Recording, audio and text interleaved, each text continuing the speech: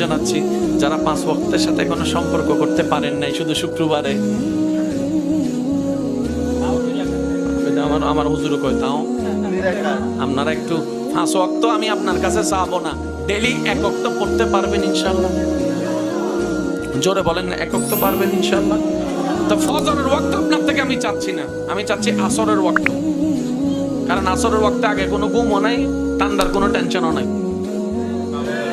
আমি চাইতেছি 1 ওয়াক্ত পারবেন ইনশাআল্লাহ? একটু জোরে বলেন, 5 ওয়াক্ত না 1 ওয়াক্ত পারবেন তো ইনশাআল্লাহ? আসরের ওয়াক্ত পড়ার চেষ্টা করবেন, কারণ আমার ঈমান বলে আসরের ওয়াক্ত পড়তে পড়তে একদিন হয়তো মাগরিব পড়াও শুরু করে দিবে।